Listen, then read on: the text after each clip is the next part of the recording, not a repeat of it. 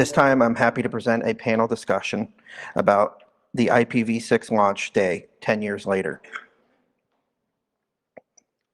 And here they come.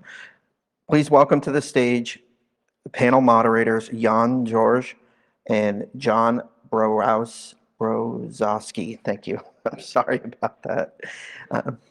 Jan will introduce the rest of the panelists. Here's one minute. You're welcome. Jan is VP of 6Connect Labs and has traveled to us from Sylvania to join us on stage. This is Jan's second time on stage today. Welcome back. John is passionate about scaling infrastructure and platforms while being obsessed with customer experience and value. John is one of the original organizers of World IPv6 series of events and has led to one of the largest deployments of IPv6 globally. Thank you. Somebody has slides. One of you guys has slides. Yep. This is the clicker. We have some recordings, right? So panel format. We have 3 folks who are remote. Yes. Right. 4 panelists in person. Some water over there. Let me introduce our speaker. Hello, I'm Jan George.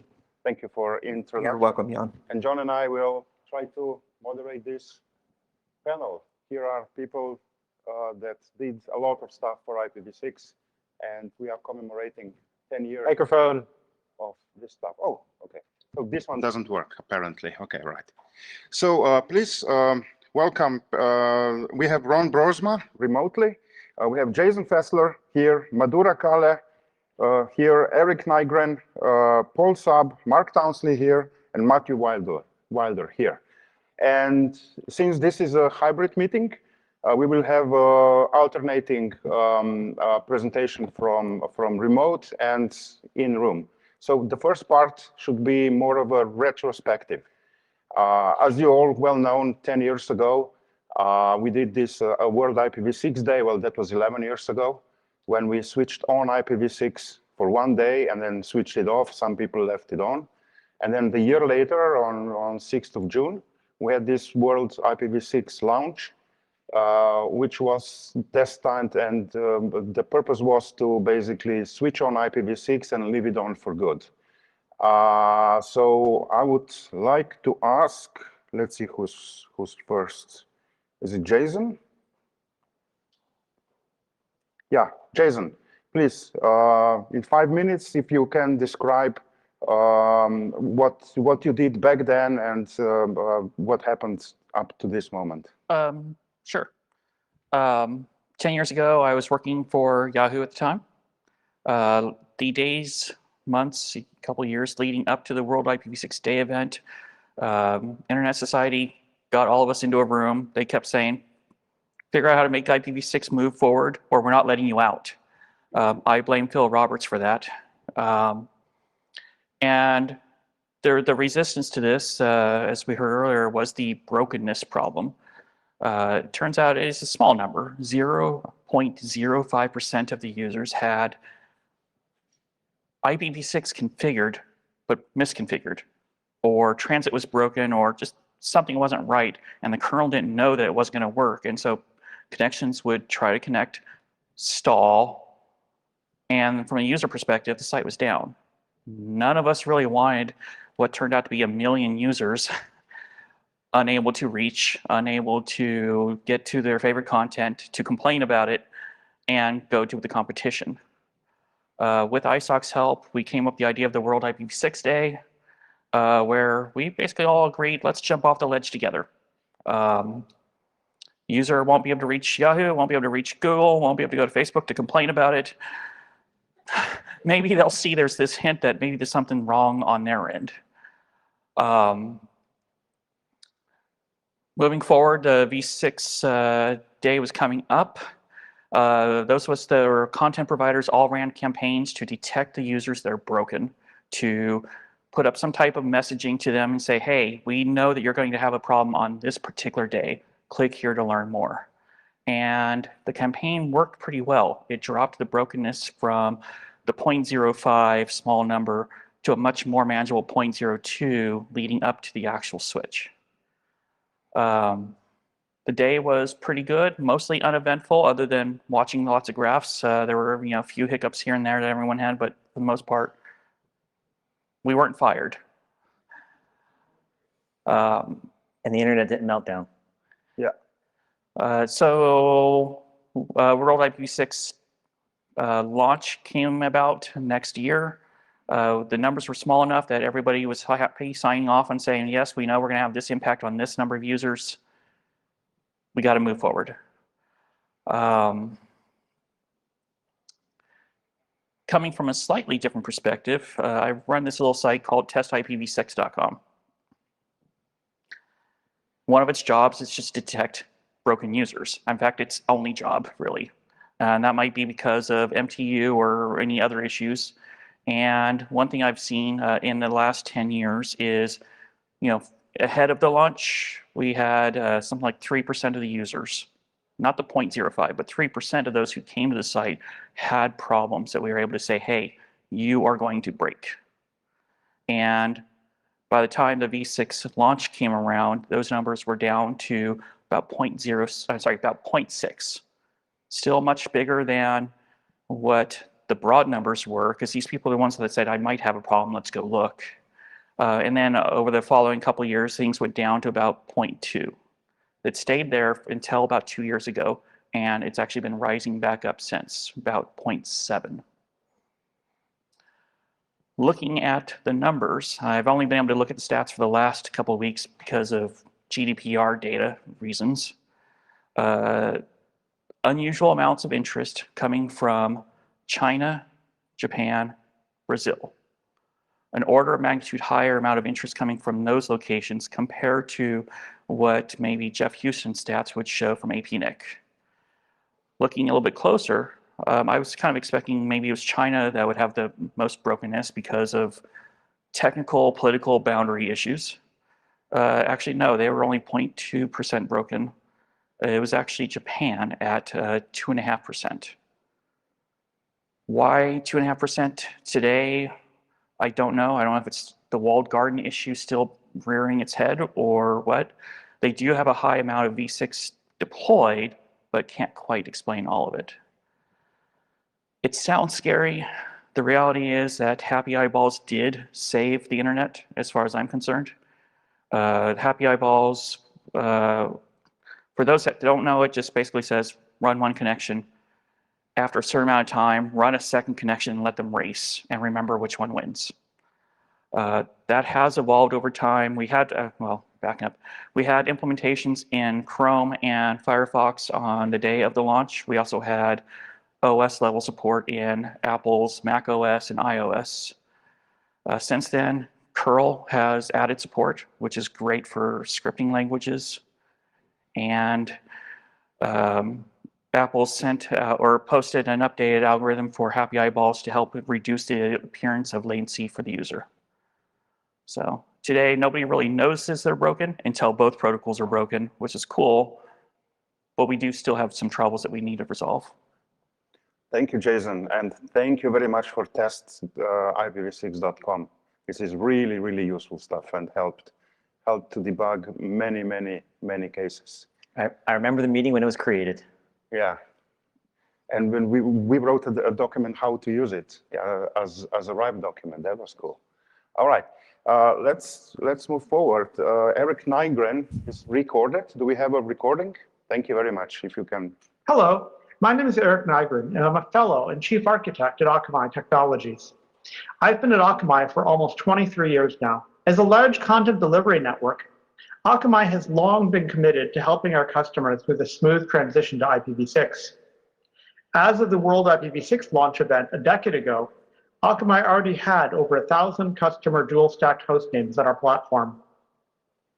Over the past 10 years, we've seen a dramatic increase in IPv6 traffic on our platform, over 1,000x. Peak IPv6 traffic increased from around a gigabit 10 years ago to recent daily peaks of over 41 terabits per second. We've gone from serving just shy of 4 billion requests per day over IPv6 10 years ago to now regularly serving 1,000 times that, at 4 trillion IPv6 requests per day. While we previously observed 19 million IPv6 addresses per day on World IPv6 launch, we now see around 7.5 billion IPv6 addresses in a typical day, including around 2.2 billion IPv6/64 prefixes. One way we've been measuring the adoption of IPv6 has been to look at the ratio of IPv6 requests to total requests on subsets of our dual-stacked customer sites. It's worth noting that the typical customer traffic mix, including a set of devices, customer traffic type, and end-user ISP, can heavily influence aggregate numbers, which is why we haven't been reporting a single global number. Looking at the top 10 global economies, all but 2 of IPv6 adoption levels in the 35% to 62% range.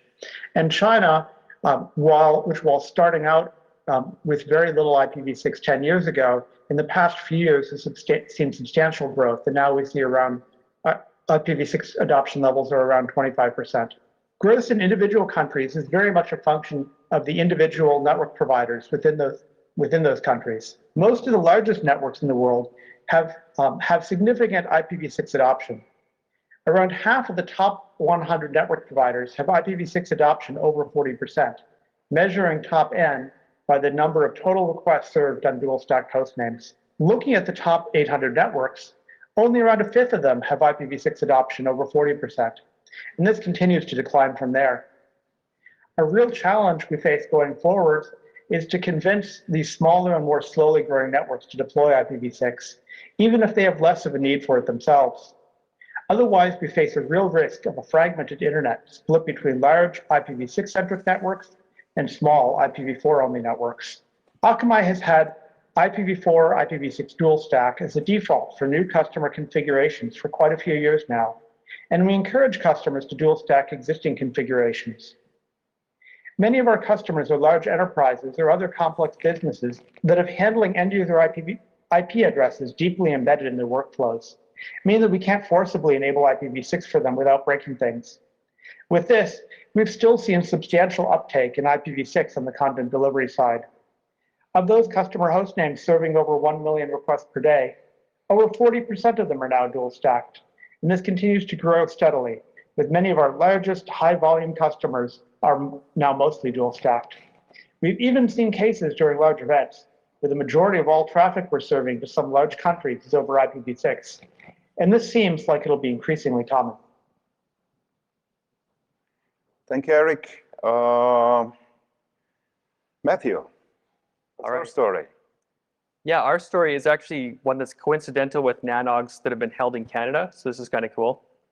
My very first NANOG was actually NANOG 55, held in Vancouver in 2012. I think everyone descended upon Vancouver that year, 2 years after the Olympics. So I think that year was like, there was an Aaron meeting there, followed by a NANOG, followed by an IETF. So lots happening in Vancouver. And it was coincidental as well with World IPv6 launch. June 6th fell on one of those days at NANOG in Vancouver. And we did not have the 1% required to have our name checked off as one of the service providers participating in the launch, but we were participating in other ways, doing testing and enabling our website. So it actually took us a few more years to get our residential base going toward V6. And actually it was NANOG 65 the last time was in Montreal. And my colleague Clinton presented for the audience here about TELUS's experience deploying IPv6 at scale. So yeah, I'd say basically if I look at the story of TELUS and how to categorize our customers, certainly there's a difference between wireless and wireline. We have done some of the T-Mobile playbook of doing V6 and providing V4 over 464 XLAT. So the whole idea of V4 as a service, I think that is definitely the future. And I have to say that I am biased that way because one of the jobs I do in my day job is the V4 address management and V6 address management. The V6 address management is much, much easier. V4 address management, of course, is a somewhat stressful job these days, trying to come up with the addresses for even private IPs on a wireless network with 10 million subscribers. That's not a trivial task. RFC 1918 doesn't quite have enough, and even with 6598 thrown in there. So more and more, I'd like to see the idea of V6 as the default for sure in the mobile space. On wireline, we've got sort of two main buckets, I would say. So residential, as mentioned, we did scale it up in 2015. And today that is the default. So V6 by default. And more we're going to be introducing CGN in order to help scale up V4 as we add customers. And then the other piece is the business side. So business, it's been talked about. We heard it from Scott. The enterprise space is a bit more challenged by inertia and staff being unfamiliar. And one of our design choices in deploying V6, or at least making it capable of that, we decided that the provisioning system shouldn't, by default, give V6 addresses. We want enterprises to basically ask for it. And I would say an analogy is, people in the ARIN community have talked about the idea of giving V6 by default to any org ID that's out there. But it's not clear that that's actually going to have an impact on people deploying V6 and using it. So to me, that's our choice. I'd be happy to have a debate with anyone or discussion and hear your thoughts about, should we push V6 by default to enterprise customers? I think it's worth talking about, and I'm sure my fellow panelists have some things to say about that. Thank you very much. Well, IPv6 by default on or not, we will have a discussion after the retrospective part to continue the discussion that John had with Vint. Would we like to hear now from Ron Broersma? We have a recording, right?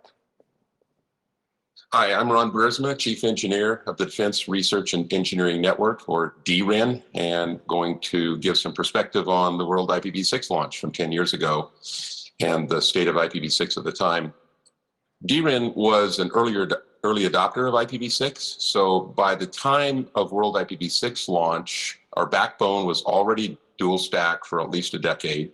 All of our public-facing services were dual stack, and this was part of compliance with an earlier federal mandate. And all our management networks were IPv6 only. And so there wasn't a lot to do in terms of contributing to the launch by turning on something new, because everything was pretty much turned on that was external facing. But we did participate in monitoring and testing as the launch was happening. Some of the issues we had at the time, 10 years ago, a lot of it was with industry products. One of the big issues was lack of feature parity, because what worked in IPv4 didn't always work in IPv6, which really impacted our IPv6 only operations due to loss of functionality. For the things that didn't work in v6, you just lost those functions. So that was a huge problem. Another problem was lack of code maturity. And you think about it, with IPv4 at the time, we had at least 30 years plus of mature code, but with v6, it was only a few years. And so there's lots of bugs. We're still finding them, and there's certainly more to be found. We had some major meltdowns due to bugs, and so that was our biggest issue in terms of risk.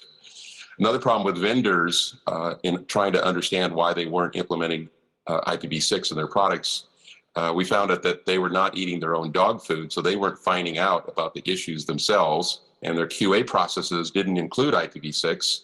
And so they were not even addressing IPv6 bugs as bugs, but instead, when they arose, they treated it as a feature request, which sometimes took years to resolve. And so when asked, we said, why isn't this being addressed at a higher priority? They said, well, nobody's using IPv6 anyway.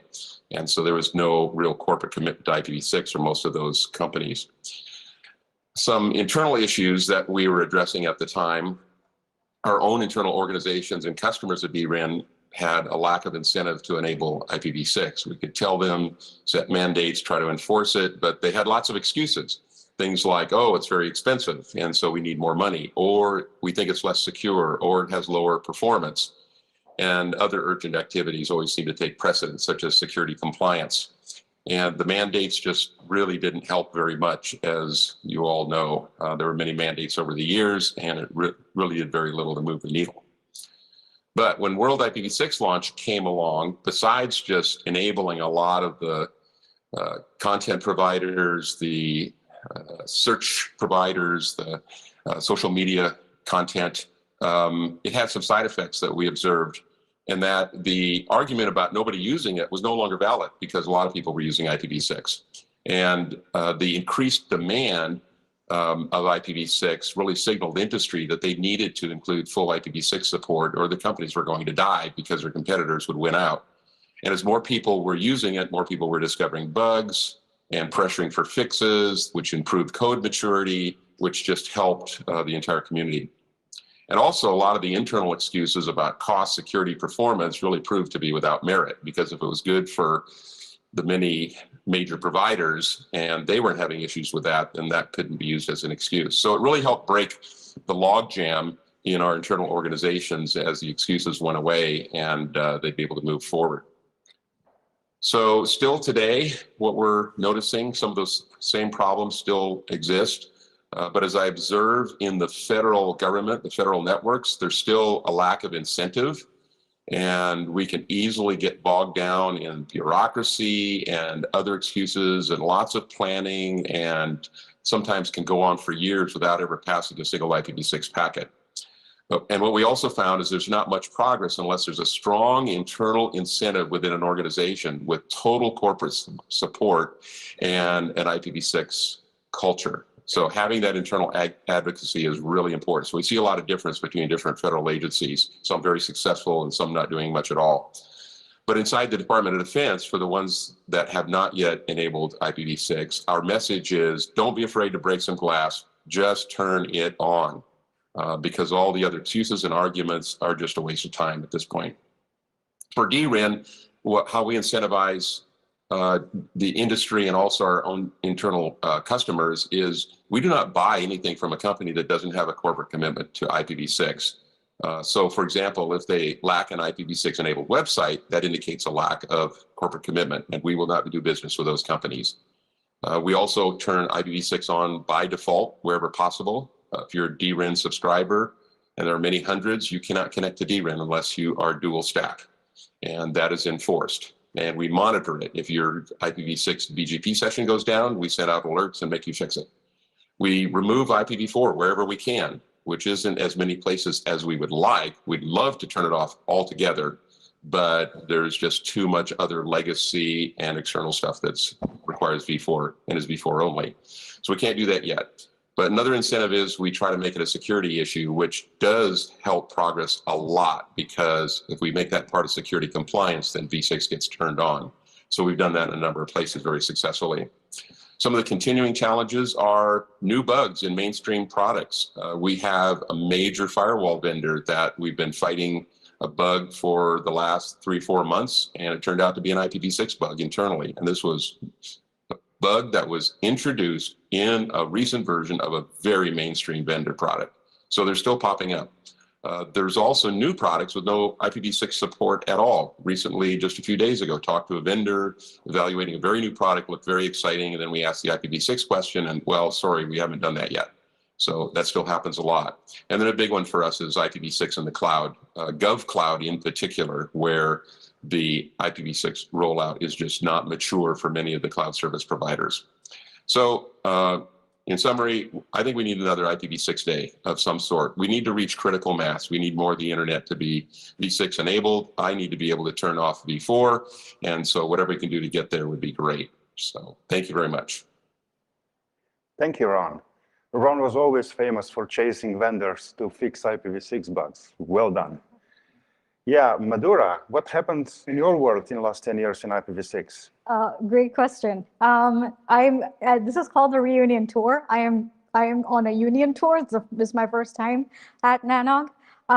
Really excited to be here. 10 years ago, I was actually working at Cisco Systems, testing IPv6 for Comcast. So I was probably somewhere a little minion helping your cause, John.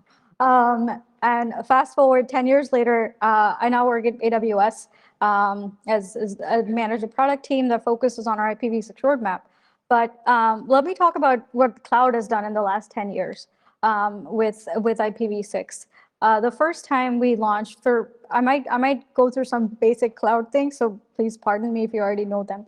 We started AWS with two primary services, S3, which is our storage service, and EC2, which is our compute service. In 2009 is when we launched something called Virtual Private Cloud, which is like a little wrapper around your EC2 that says, okay, now you're in a private network and you can use RFC 1918 space in there. Then obviously, a few years later, 2016, is when we started building services that are load balancers. We built Route 53, which is our DNS service. We built CloudFront, our content delivery network. And we realized that, hey, our network that is now facing the internet, no longer a private network, needs to have V6. So 2016, we did a barrage of every service known then that faced the internet. Supported IPv6. So all the services that I named, along with several others, anything that is on the edge of your network can support V6. And we thought, we did a good job. We gave ourselves a pat on the back. And as Matt said earlier, it's an enterprise world. We've handed folks IPv6 and they said, hey, you can turn this on now in your network. That was 2016, early 2017. Now, in the last 2-3 years, however, we've seen the landscape or our customers' needs change. In what we now hear from our customers that run very, very large networks is the internet scarcity of IPv4 isn't as big a challenge for them as it is to run their private networks using unique RFC 1918 space. So if you look up some of our customer references, they'll talk about how they use NATing in their private network. I have a sticker now from someone at NANOG that said, less NAT, more V6, and I took some for my team also. But we have customers that are running out of space within their private network setup, whether it's their virtual private cloud or their extended entire on-premise network with their data centers, branch offices, etc. And then coming with technology that is a few years ago serverless and then containers, we basically had our customers use up their IP space in their VPCs pretty quickly. So anything that we have done now is since 2016, 2017, is to help their applications, whatever a customer enterprises are building, turn that to V6. So now if you look at a simple 3-tier architecture, you have a web tier, app tier, database. Now on AWS, you could build all of that load balancer, compute, database services. You can build all of that as dual stack. So you could build those architectures and applications using IPv6 end-to-end, where a V6 only client could be communicating with all of that without translation needed. And on the other side, for these customers running containers, what we've built is a couple of areas where we've actually built V6 only support. One is just on pure EC2, so you can actually spin up an EC2 instance today that with only a V6 address. And we've also built support for V6 only on our Kubernetes service, our managed Kubernetes service. We did a cool thing where there's an implicit NAT going out to upstream world where V6 is not yet supported in Kubernetes, but you can run pods on AWS, Kubernetes pods on AWS without using V4. So that's been our journey so far. Excellent. And we will talk later about IPv6 on by default, right? We did that. Yes, sorry. Thank you for the reminder. We did do that with one of our smaller services. So this is not enterprise. This is our service called Amazon Lightsail. It's also an AWS service. It basically does virtual private servers, so web hosting, lightweight applications that you want to build quick and dirty. So these are not enterprises that use this, as smaller companies. And when we enabled IPv6 for Lightsail in 2020, January, I think, we turned it on by default. So now all Lightsail instances are dual stack by default. We did have a couple of issues.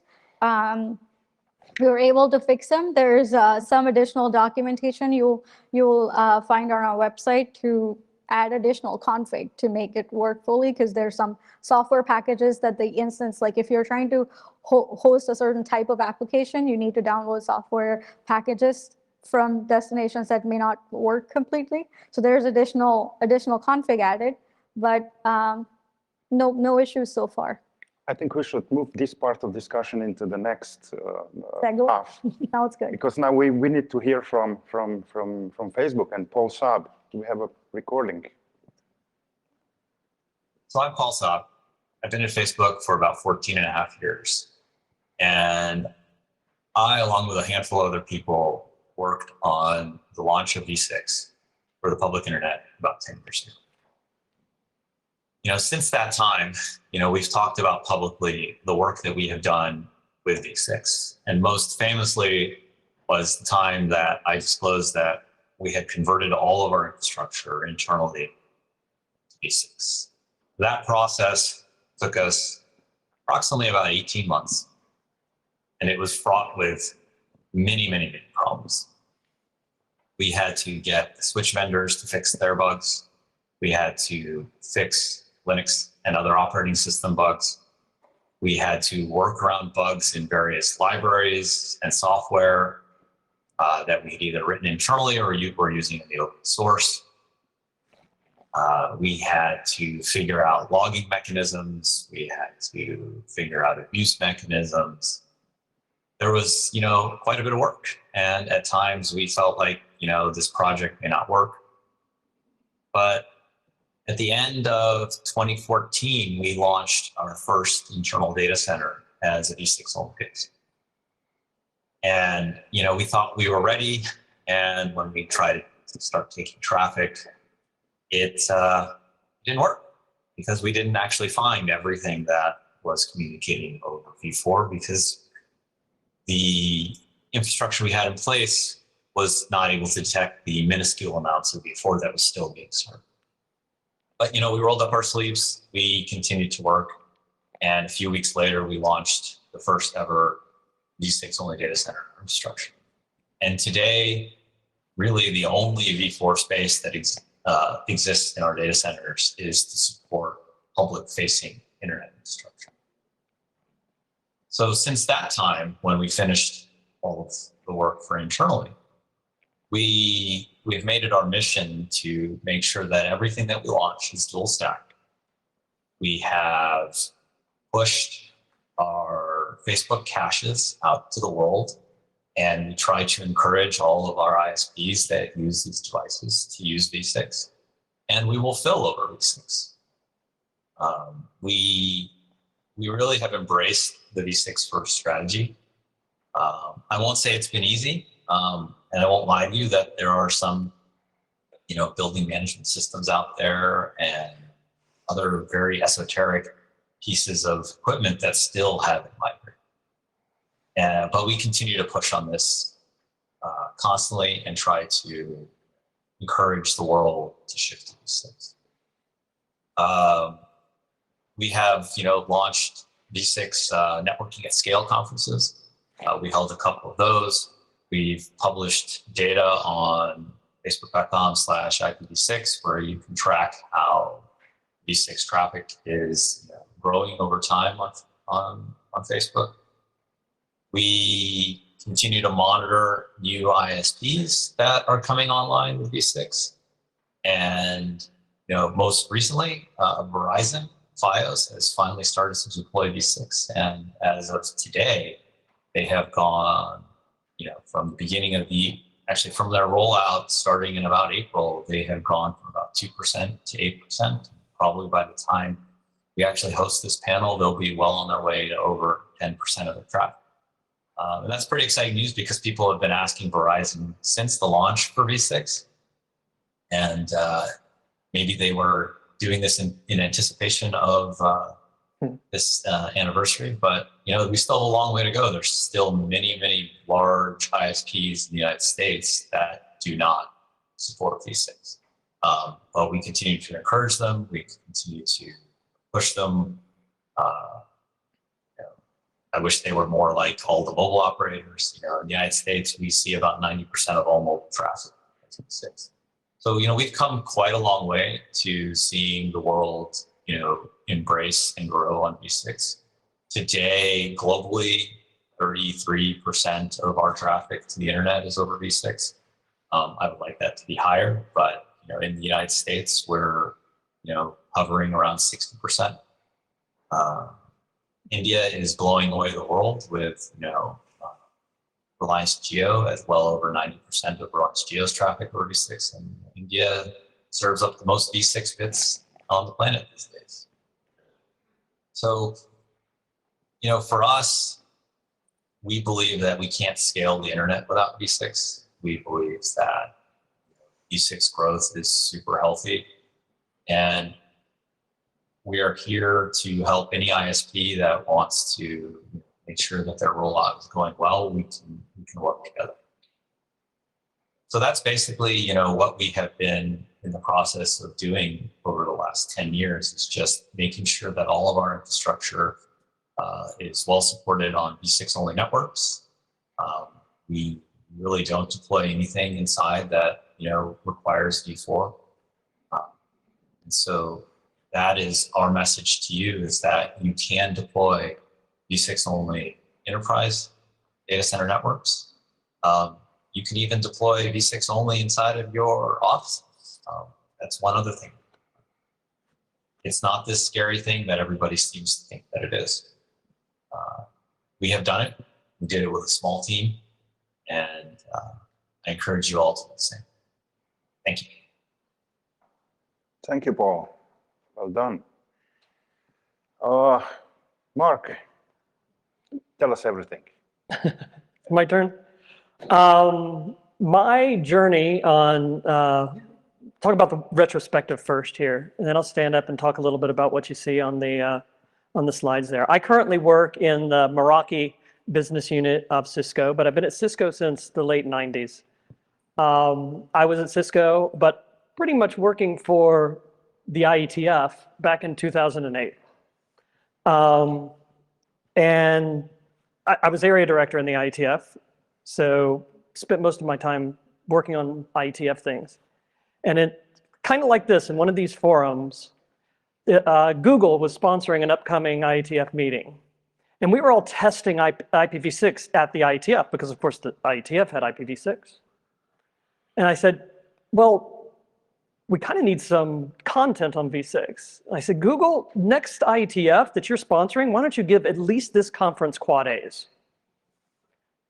And then after that plenary session, a guy walked up to me who's now my good friend, Eric Klein. He gave me his card, and the title on it was IPv6 guy. And he said, I emailed Vint, we'll do it. I was like, okay, well, that's the start of something, okay. And then he talked to his friends at Facebook, at Yahoo, et cetera, we pulled in John, we got the ISOC there, and we had a community. And just as we saw this morning with Ukraine, a community can be powerful. And how much more powerful was it when Yahoo could go and say, hey, the Google guys are doing it, right? We got to do it too. Or, Comcast is doing it, we've got to do it. Or AT&T would say, Comcast is doing it, AT&T's got to do it, so on and so forth, right? It was so much easier when you had a community behind you. So it led to a great period of time. Now, when we were engineering this whole social community technical thing, getting the big content and the big ISPs on board, right? There's a few engineering control points that have massive effect because of automation and scale, right? And we were able to create that measurement system where we see the numbers go up on the internet. But enterprise, right? To your point earlier. What about enterprise networks? And the graph that you saw from Scott Hogg, the famous Google one that goes up like this, everybody knows why there's a widening gap of this 7-day period with a little bit of like holiday you can see COVID in there. It's basically when people go to the office, they don't get V6. Despite the great work Ron Bursma did at DREN, not every enterprise has a Ron Bursma or a Jan Zors or somebody to make V6 go, right? So when Meraki called me in 2019, and I was still working on V6. I had the chance during launch to kind of spearhead the movement of Cisco's operation and participation in V6. Still loved it. It really wasn't my day job, but they called up and I was like, aha, this part of the business might be able to make a difference for enterprise. If you're not familiar, Meraki is all about making complex things simple, complex networking technology, IT technology simple. And they do it by allowing their equipment only to be managed from a cloud, from a web interface, right? You're not allowed to SSH into the box. This also means that firmware updates can be sent out, and so on and so forth. So I thought, aha, if we can get Meraki to do this, maybe we can make a dent in enterprise deployments, just a bit. So my goal is to get that widening sawtooth to come down. And we'll do as much as we can with Meraki. So Meraki calls, says, we want this V6 thing, and we're serious about it this time. And I said, okay, well, you're going to have to like bring these couple of engineers of mine that I've been working with on V6 forever, move us all to San Francisco, and we'll get your IPv6. And they said, okay. I almost didn't expect it. I was living in Paris, France at the time, had a great job at a research lab in Cisco teaching, but we went. And the first thing they did for me is handed me a designer. 20 years at Cisco, never had worked with an artist, okay? We would argue over CLI and we had a parser police and all that kind of stuff, but this was a designer that really didn't know much about networking. It's a great artist. Put us in a room and we had to hammer out how to make V6 simple. And if you don't make it simple, you don't ship it. We also had to make it work across the entire stack. Now, Meraki sells routers, switches, access points, now cameras, IoT devices, all sorts of stuff. The access points and the switches in layer 2 mode could kind of allow V6 to go through them. But really, it's about the blocking pieces was the MX, which is our router / security appliance that sits at the edge of the networks and touches all the ISPs, as well as the dashboard product. And I really wanted to be data-driven and deployment-minded. And I realized I should probably go to the next slide. Green one. Which is next. So that's where you see in 2019, it literally says, hired industry experts. That's me and a couple of engineers from Paris. We wanted to show that we were really serious about this, and we had to turn on Quad A's. It was one of the easier things actually to do for our cloud. We own and operate our own cloud, top to bottom.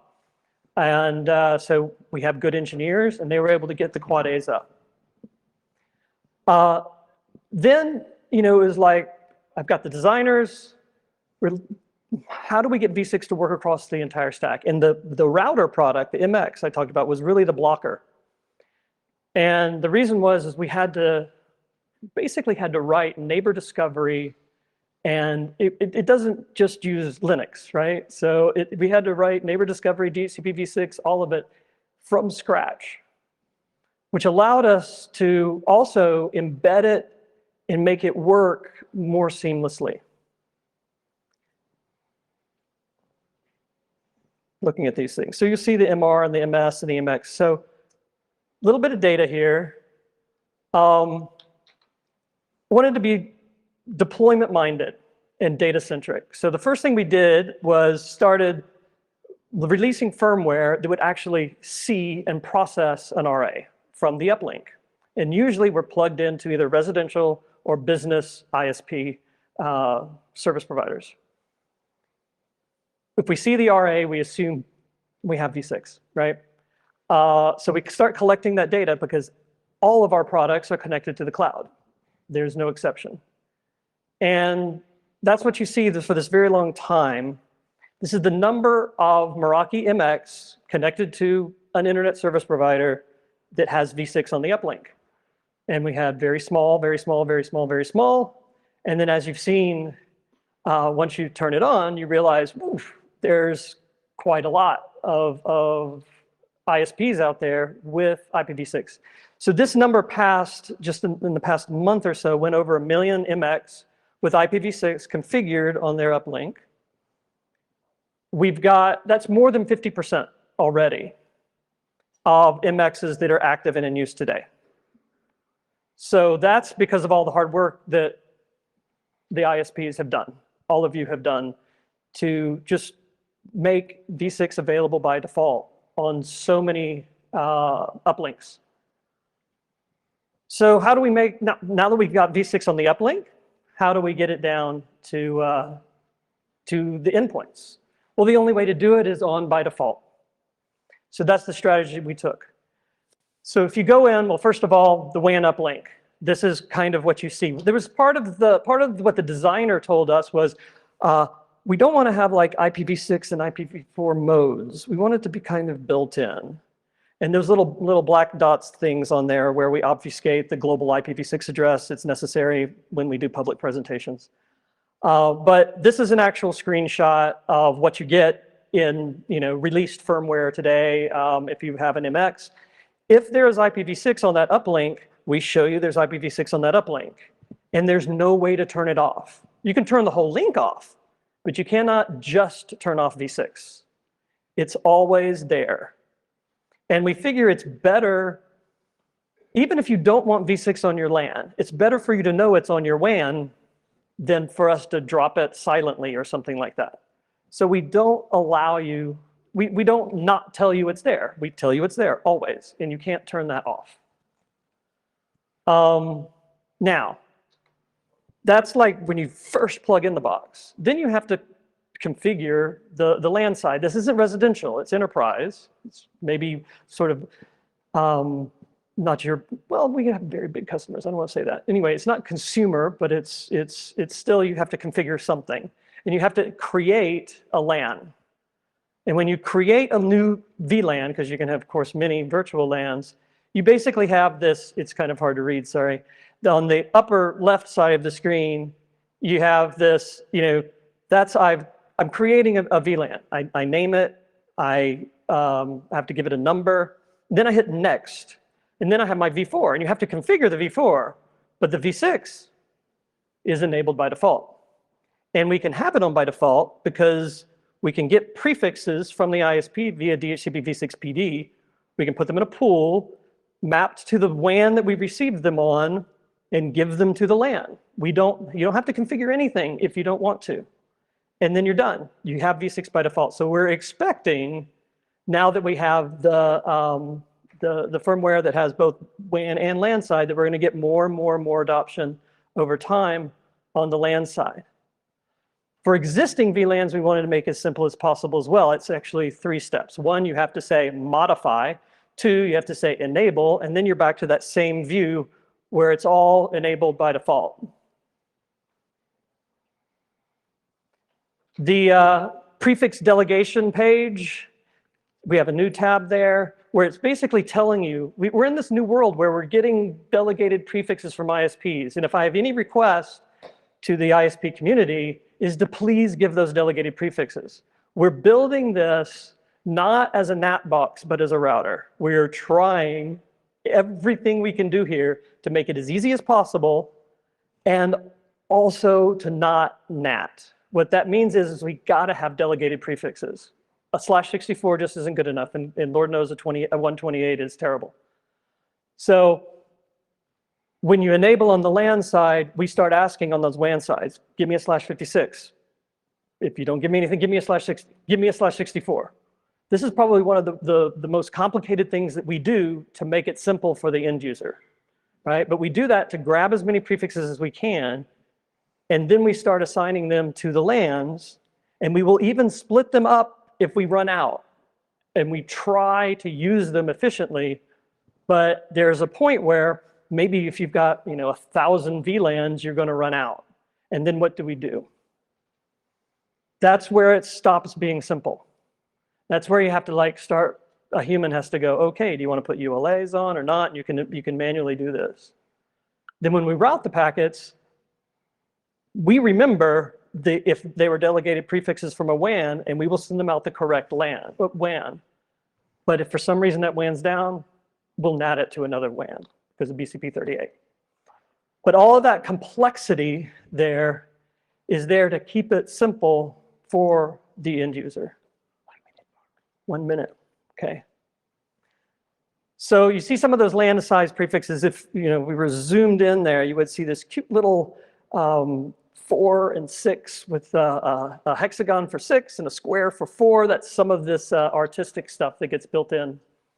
And the ACL page is even better, where we build the v4 and the v6 together. So you can create a rule, one ACL, if you wanted to apply for v4 and v6, so you don't have to keep them separate. So again, all this work to make v6 enabled by default and to make it easier to manage. So we keep posting updates out there, and I hope this, and I want to come back and give another presentation at some point where I show the data on the LAN side of the adoption that we're getting end to end. I expect it to be like we've seen from our residential providers, that when we turn it on, it's there, right, on the endpoints. And we've started turning it on, but it takes time for the new VLANs to come online, because we have more existing VLANs than new VLANs, right? So what we want is to track all this and see how it's being used, and at some point in the future, to be able to enable it on all the VLANs with a notice. It'll be like an upgrade. Oh, and by the way, you're going to get v6, right? And then watch the v6 and start bringing out technologies that allow us to take v4 off the LANs and just walk the customer through that journey with easy by default types of steps. And hopefully that can be a pattern for other vendors and other enterprises to follow. So Thank you, Mark. So welcome. when you spoke about power of the community coming together, and since we had IPv6 Day and IPv6 Lounge, do we need something like this, some more event, one new event with peer pressure to maybe put IPv6 on by default and use the same mechanism as we did 10 years ago to move the needle forward? Maybe, John, will you? I'd love to. Thank you. Love this discussion. I don't think I've stayed this quiet this long in a long time. So I'm happy to chime in here. I mean, friends, longtime friends. I mean, in some ways, a lot of what we're hearing here, what's old is new, right? Gradual enablement, turn it on, gradually uplink. I learned it all from you. I love you, man. I love you. And I'm a little emotional right now. Not really, but kind of figuratively. I think about the conversation I had with Vint. I had the pleasure to see him in person a few weeks ago to prepare for the video we did this morning, and we were kind of talking about this. 10 years later, lots of progress, but we still have a long way to go, right? I had the honor to come back here in the fall, and I kind of did some, looked at some data. But by some measures, I mean, it could be another 10 years. But then I hear on by default, Eric Nygren on by default. Paul's been on by default for years, Matthew too, and et cetera, right? So now I'm confused, right? So, and one of the things that I do want to kind of comment on is v6 on by default, just to be crystal clear, is not necessarily v6 only. Someday, hopefully, v6 only. I won't be here, right? Yeah, these guys will be on vacation somewhere on a beach together, but whoever comes to this next, the next generation or two, I mean, yeah, I see that in the future, but the question is burning, right? So what's the problem? I mean, I didn't know many of these things, even though we've kind of tried to maniacally plan for our panel here. We left some room for variability here, right? But there's a lot of news here about v6 on by default. I mean, I don't think we're done. So I want to pose the question to you all. So what holds us back? What hinders us? Are you all disappointed in where things stand as far as v6 is concerned? Let's open that up a little bit and kind of spice the conversation up, so that we can, get some feedback from the audience, have your voices heard. Thoughts? Jason? I echo the sentiment for sure of on by default. I think the main message is that when you're turning the service up for a customer, it's okay for them to break on that one little thing because they're not yet production. You're not taking them down, and it helps them highlight any areas that need to be fixed, and if necessary, opt out if they have to, but hopefully, no, go fix it.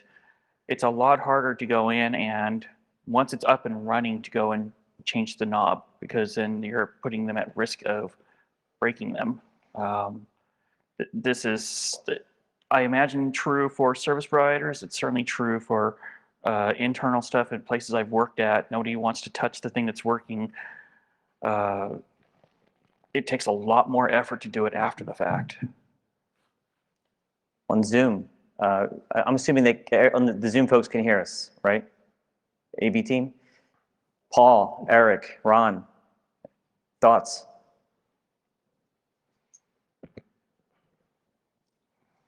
One of you. They're the three that I think voted. the long tail ends up being a real challenge here. Like for ISPs, a lot of the big ISPs who've turned things on by default have had huge growth, but there are a lot of smaller ISPs out there that haven't had that big push or drive or need to enable IPv6 that haven't. And this, I think the same goes across enterprises. And it also, but that also goes across even on the device side. We see that the major browsers and major operating systems all have IPv6 on by default. But when you start getting out into consumer electronics or many mobile apps, there are plenty that either don't have IPv6 on by default or have bad IPv6 implementations. Like we've seen cases where you get the combination of a ISP that has done a poor IPv6 rollout and has some connectivity issues, combined with some smart TV that doesn't do happy eyeballs, and now you have a streaming provider that tries to turn V6 on and starts getting complaints because in some country where that smart TV is popular, users can't go watch their stream anymore, and that content then gets switched back to V4 only. And this is not in the kind of the core set of names that everyone would have heard of, but even those things out at the tail can be enough to be causing real problems that I think are going to be one of the challenges we have to face over the next decade. You know, Eric, if I can chime in briefly before others do, I used to think the same way. You know, the smaller ISPs, you know, where they at? So my family and I went on a short Easter trip this year. You know, and as I always do, I visit testv6.com. You know, like, why not? I mean, that's what, of course, the first thing you do when you connect to the Airbnb Wi-Fi. V6 enabled by default, Eric. Can you believe it? I couldn't believe it. I was Pentel data. Anybody from Pentel? Anyone? Bueller? No, you should be. Yeah, good job, right? So anyway, you know, back to others here. You know, chime in, please. I mean, I'm still confused, right? Yeah, Matthew, please. Yeah, I mean, I think to a certain degree, like the success of World IPv6 Day and launch were certainly the community that came out of that, the concerted focus around making IPv6 available, getting past those gaps that did exist, or at least we thought may have existed. And to me, I think where maybe we need to see some more traction is outside this community. I think the folks mainly in this room have understanding, and they've done their part in many cases. I think it's the long tail. It's the long tail, that Pareto curve. You know, I think it was Scott who had that slide up, the top 1 million websites, something like 20% are V6 enabled. So I think it's kind of that long tail, and maybe CDN plays a role.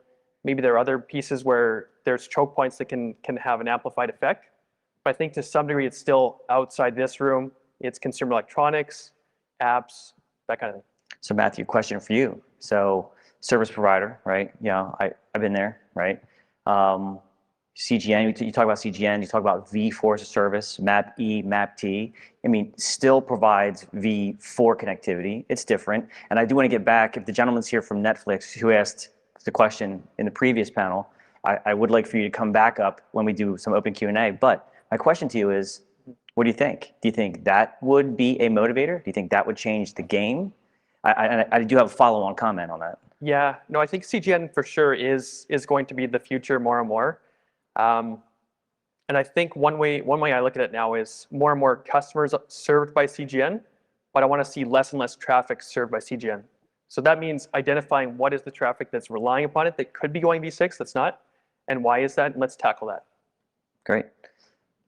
One comment, and then open it up again. So to the Netflix gentleman who was at the mic last time, there was a comment around V6 was broken. The first step was to turn off V6. What I have found personally, when you use it to run your business, like operate a cable modem, for example, like you make sure V6 works. Period. You don't have a choice. Otherwise, the rest of your services don't work.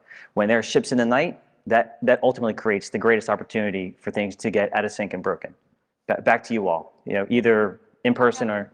I have one thing to add on, Please, on the challenges. You asked earlier, what are the challenges to get V6 on by default? One of the things I would love to know from you, like how Mark in his presentation said, V6 on by default and new VLANs. Existing VLANs, you can enable it. We have the existing enable option. We don't have a new by default. I guess what I would love folks' inputs on is how do you define new in a world in the cloud where you can literally spin up new in seconds. It's all scripted, and your load balancer and new load balancer is basically the same one replica running an entire production traffic. And that new is no longer new because it looks to us as new, but it's really an existing application that has live traffic on it. So not necessarily to you, but that's one of the challenges that we sort of think about. So how do you define in that world what that new identity is, where you say in this new box, it's safe versus like the old box, not so much. Interesting. Mark? Well, from Meraki's standpoint, and maybe this can translate into the AWS VPC creation or some such, is that essentially anywhere we can avoid the user having to type in an IP address, we try to avoid it, right? Mm-hmm. And we do that with more and more with V4 as well as with V6. And it turns out that it's actually easier in V6 in a way, right? Because if you have those delegated prefixes, you can use them and do it algorithmically, right?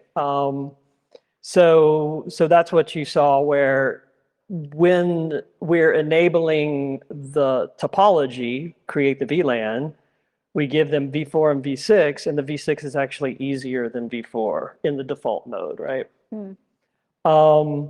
So, perhaps in the VPC, one of the things you said is, it's like, oh, it lets you wrap up a customer's cloud environment and give them private addresses, right? Well, maybe with V6, you can give them public addresses, or give them private ULAs and NAT them out of floating V6 if you must. But this is one thing that we're trying to avoid, and it all depends on how many delegated prefixes we can get. I suppose with AWS, you could allocate as many as you wanted from your PA space and from your PI space given to them, and maybe they could bring their own addresses, but then we hit the BGP issues. But anyway, that's going down a rat hole. I think there's things that you can do, and we should talk about this afterwards. Yes. Just to go through that workflow and try to eliminate as many steps as possible. Yeah. No. Awesome. Mr. Saab, I remember in your office, the old one, we sat together side by side, turning on Facebook for some comment subscribers, just like yesterday, right? So what are your thoughts, Paul? As far as, and this is, to some extent, I have to imagine, as close as we've been over the years, this is probably like an old conversation for you, right? So any words of wisdom, thoughts? The work that we did was like, I have to think it was like maybe 2 or 3 of us were actually leading the project, and we had an excellent project manager that basically sat down with everybody inside of infrastructure and just like kind of forced them. There's a funny story. If there was a team that wasn't listening or wasn't actually doing the work, he would go and sit down next to the engineers and shame them. But he would just sit there and just do his work and just remind them that he was on their case every day. But for us, V6 is a mission critical part of our business. We could not be scaling our data centers. We could not be scaling anything that we do at Facebook/Meta inside of our data centers. We had to migrate internally to V6 because the other option was we had to renumber V4 all our C1918 space, or go out and buy some, public space and use that internally, which we would have been murdered for. And the project, while it was a tough 18 months, and I say tough because there was times where I did not think we were going to be successful. And, we just slogged through it. And Jason is right. It's not easy to take a big moving ship and convert it in flight. But you're also wrong, Jason, in that if you just put a small dedicated team, they can pull off anything. I think Google, Lorenzo, and Eric did most of the work themselves. And so this is like the key to all of the other operators and app developers out there. It's not that hard. The thing that you will probably run into is what Reddit ran into a couple weeks ago when they were trying to test it on their Android app. Happy Eyeballs is still not really well supported on Android. And I think just OKHTTP just got like Happy Eyeballs support recently. We had to go and develop all of that stuff ourselves in our apps and make sure that we were, supporting not only dual stack networks, but V6 only networks. Before Apple fixed a lot of their stuff for V6 only in the operating system, we had to, do the work ourselves to make it work. There's just, I think that we're at an interesting point in that, there's a lot of work that's been going on, and then the long tail just isn't happening. I'll call them out by name because Eric wouldn't. Roku is probably one of the biggest culprits to seeing more and more growth on the internet. They're one of the largest streaming set-top boxes, and they still haven't turned on V6. Even though you, John, have been yelling at them, many of us have been yelling at them for years, it's still not there. And so, how do you get all of these, consumer devices that are sitting in people's homes to turn on V6? Because, a good portion of the residential users, have it. And, we're just lacking, set-top boxes, consumer electronic devices in offices. So, it's really just rolling up your sleeves and doing the work. Agreed, Paul. Ron, last but not least, words of wisdom, thoughts. Yeah. So I've been thinking through the on by default, which we've been doing for a long time. And the thing that comes to my mind is that you can lead a horse to water, but you can't make them drink. And we've seen that a lot where I can mandate that all of our subscribers on DRAN, I can give them IPv6 addresses, give every site a /48. I can mandate that their border router is up on V6, but I don't control those large laboratories and defense contractors and so forth. They run on their own networks, and they don't enable it on their firewall or in their internal networks. I don't control that. So what's the incentive? About the only controls I have is other things they might want to get to inside our environment is start turning off V4, so they're forced to turn on V6. That's a bit of incentive. It works to a certain degree, but I've been frustrated with mandates that don't work, and I've been through a lot of them over the years. I am a fan of flag days, and that might be heresy just because of what it means, but I was there in 1983 when we turned off NCP. It was a huge motivator. I remember when we turned off the 6-bone. I remember when we converted from analog to digital TV. It was a flag day, and it was successful. There was also the DNS flag day just a few years ago. That was successful. When can we have some kind of a V6 flag day where we turn off V4 or start turning it off for real? Set the deadline. That'll be a huge motivator. Maybe that's impossible, but that's what's going to get it done in the long run. So it's something to think about just as the next step beyond turn it on by default. Let's start turning off V4 where we can. So that's my final thought. I got one thing to jump in here. Hey, on the on by default, because I didn't really answer that for you. When one piece of the network decides to make it on by default, they're doing a huge favor for that other piece.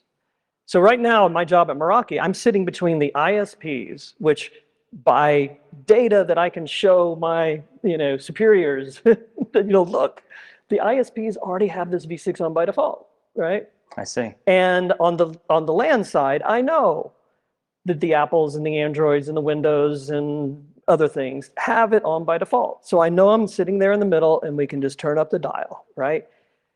What if I had to go and say, okay, now we got to call Comcast and ask them to turn it on for all the Meraki customers. Here's the list. Yeah. It wouldn't have happened. So being right? preemptive, making sure the chicken appeared before the egg actually was extremely valuable in this case. So this on by default is hugely important. How do we put a day around it? That's maybe a harder question. Yeah. But the messaging of on by default, hugely important. It makes it so much easier for everybody else who's trying to make it go. All right, so we're going to get the hook here, Mark. So I want to wrap it up if you don't mind. So lady and gentlemen, thank you so much. Despite our best efforts, Jan, we cut it close. We're this close to being able to take some Q&A. But we can't do that. So at the end of the day, if anybody has questions, we know there's some online. I'll work with the panelists to make sure that we could address them and answer them virtually, right? Yeah. So if anybody here has the same, please channel questions and we will absolutely respond to you. It's been an honor and a pleasure. Thank you. Thank you very much. Oh, thank you.